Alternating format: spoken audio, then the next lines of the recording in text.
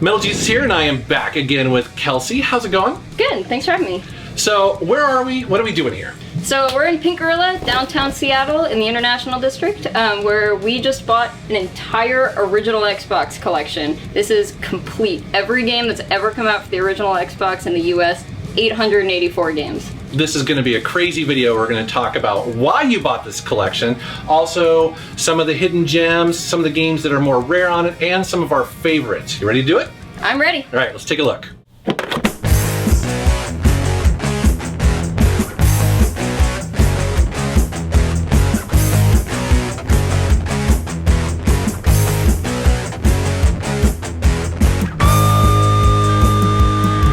So I'm dying to know, what happened? Did somebody just walk in the door with this? How did this land at Pink Gorilla? Yeah, this is really weird. This is the first time someone has dropped off an entire complete collection on me. Never even happened for the smaller systems like the Virtual Boy or anything. Huh. And so first thing that happened was almost 900 games, which is completely insane. And so what goes through your head at that point? First, it's the original Xbox. And so what were you thinking? I mean, were you excited? Was it kind of like, oh my God? I was excited just because it's complete, and I've never met anyone who has a complete original Xbox collection. This is pretty new. There's honestly not a whole lot of documentation about it. Other than maybe Wikipedia, but there's not a whole lot of people collecting hardcore for this system. Yeah, it's true. I did some research before this video to try to figure out exactly how many games there were in North America.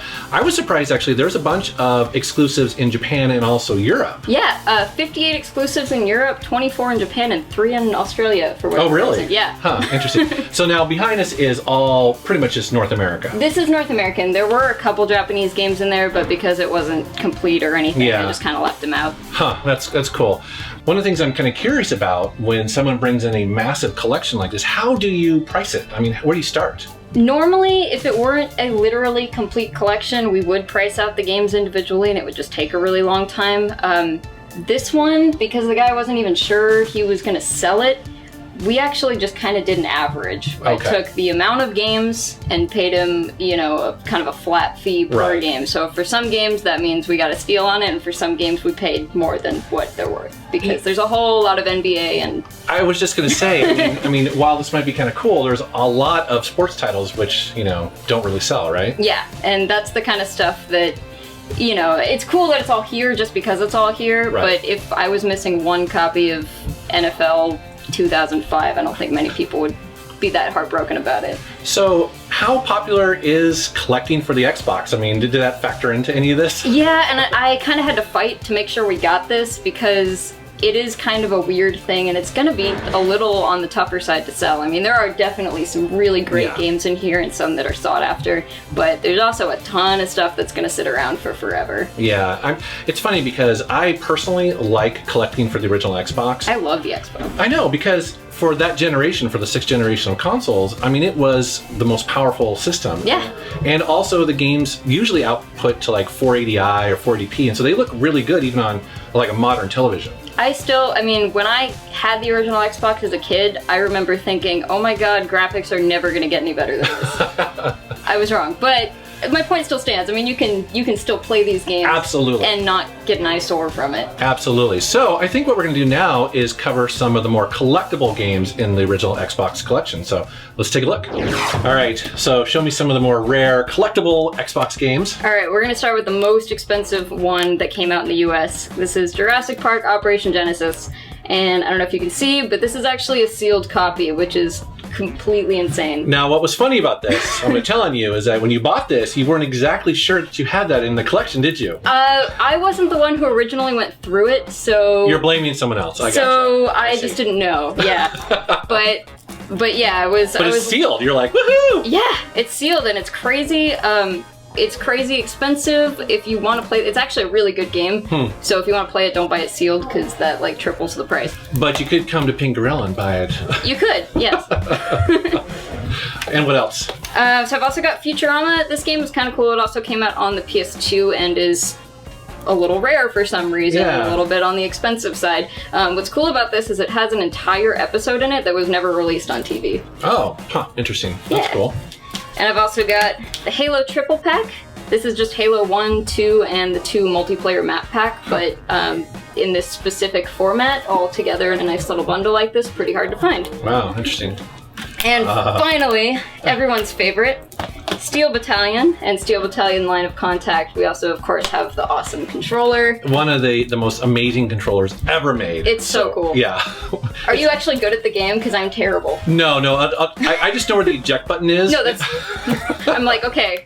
Yeah. Save myself. Yes, but that's... exactly. But it's so cool that it got made in the first place. I mean, it's amazing. Oh my god, yeah. I can't believe it did okay enough to warrant, more than one game, and then one on the 360, which was terrible as well. Oh, that's right. It was a Kinect game or something like that. That's right. How about that?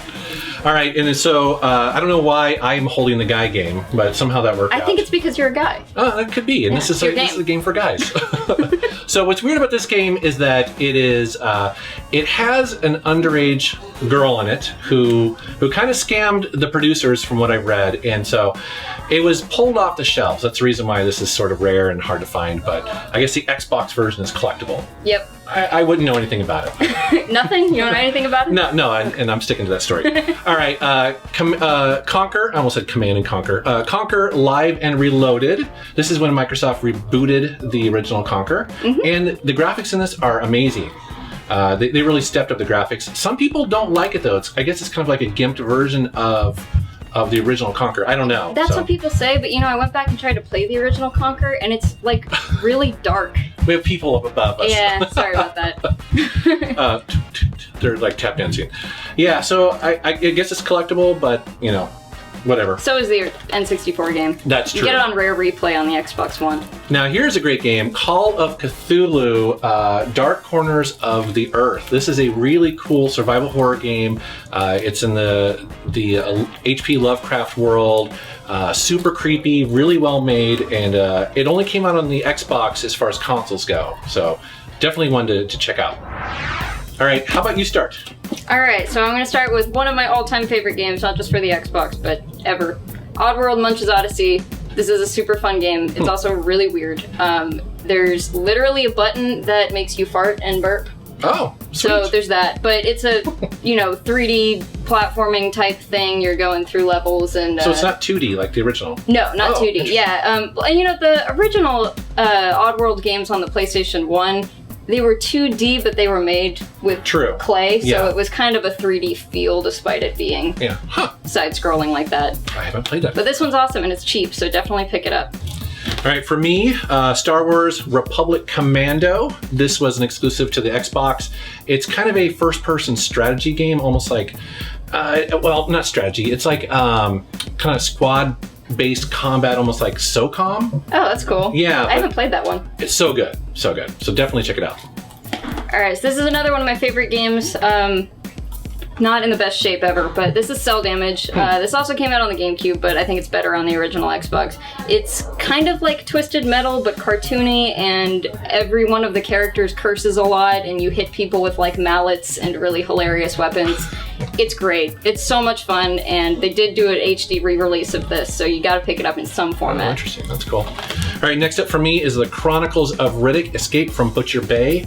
When this game came out, oh my god, it was so awesome. I mean, it's a movie tie-in, and the movies are okay, but the game is awesome. This is so weird, because I thought games based off of movies had stopped being good after like the Super Nintendo Genesis era. And it's based on, Vin Diesel of all things, right? So, but this is a really good game. They actually did an HD remake, I think, for the PS2 and the Xbox 360. So check it out. PS2? I'm sorry, PS3. This is Panzer Dragoon Orta. Really cool kind of rail shooter game on the original Xbox. Also not crazy expensive. You've played this one, right? Oh yes, it's awesome. Yeah, this is beautiful. Definitely. Yeah, oh yeah, and I mean we mentioned it earlier, but the original Xbox really does have some great graphics on it. It definitely holds up. Stubbs the Zombie in Rebel Without a Pulse. So this is a game where you play a zombie in kind of like an alternative 1950s sort of scenario. This game cracked me up. There's one point in it, you do a bunch of really sick and disturbing things in it, like you taint the city water system by taking a pee in it. That's awesome. As a zombie, I know, and you just sit there like taking a leak. It's dumb humor, but I thought it was hilarious. So. It's also kind of a rare game, if I recall. This one doesn't pop up too often. Yeah. Finally, I've got House of the Dead 3. everyone knows and loves House of the Dead, but the light gun that came on the original Xbox is actually pretty good, and it's a fun game. Yeah, definitely. Shoot some zombies. And then finally, oh my god, this game is so awesome. It's the Outrun game that's on the Xbox. This, to be honest, I'm not a huge fan of the original Outrun. Like the arcade? Yeah, the arcade. It's okay. This is so much better. It's just so awesome to play. So what makes it better than the arcade? I think it just has more going on as far as the feel, the drifting. It just feels perfect. So there's also a version on the PSP that was really good as well. But, oh yeah, I've seen that one. So this is awesome. So. Well, that's some games that we love on the original Xbox. It's amazing standing here with a complete collection. That's pretty weird. I've definitely never seen one in person before until this came through. So what other collection would be kind of odd like the original Xbox? Like, if someone brought it in, what would be like?